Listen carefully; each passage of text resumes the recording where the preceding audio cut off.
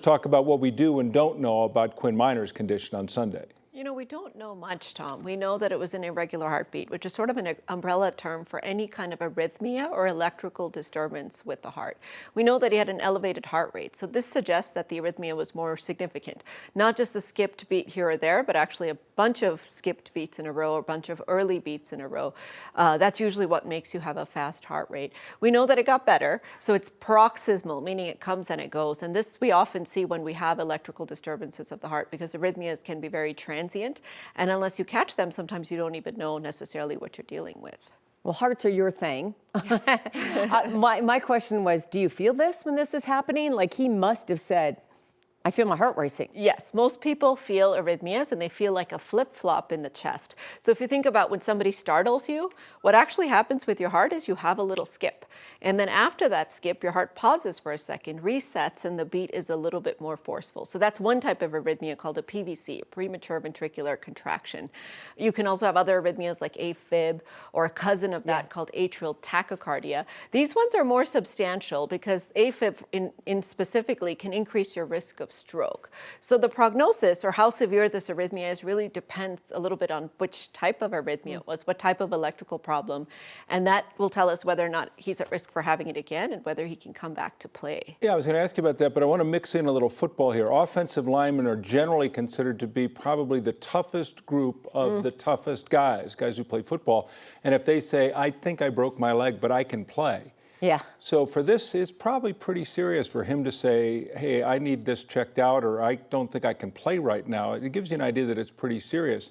So how do you develop a long-term diagnosis off what is at this point, all we know of is a one-off? So we'd put a monitor on him and we'd watch his heart for 2 weeks, 4 weeks, even potentially longer, to see what it's doing, what the electricity is doing.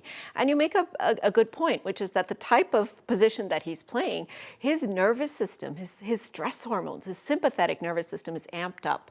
That can trigger the electricity to misbehave. So it's almost like your electricity is going on overdrive because you're so amped up during the game. Also, being an athlete can actually remodel the heart. So think about how we remodel our houses, our kitchens. If we remodel the kitchen, it looks different. We also can change the electricity. So when you're an athlete, the stresses on the heart are different, so it actually remodels, meaning it looks different. So the chamber sizes, the thickness, all different.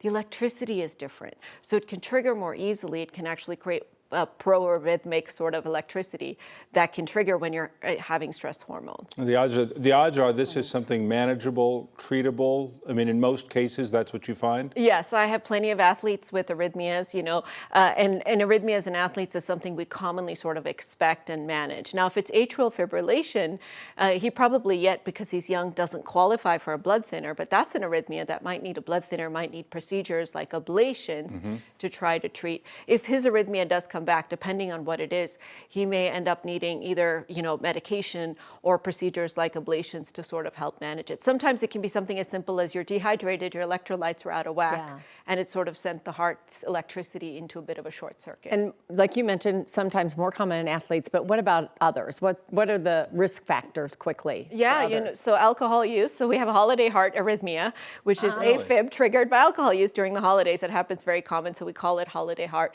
Sleep apnea, which we see often here in Colorado, which is our oxygen goes down at night, can happen. And then altitude. So for us living here in Colorado, chronic sort of altitude exposure can reduce our sensitivity, especially over 8,200 feet. If you feel that flutter, if you feel that racing, you have to report it. You have to tell your doctor, right? Right away. So what I would do is, if you have a smartwatch like an Apple Watch, snap an EKG, because getting it in that real time really helps us to make the diagnosis, especially if it's gone later.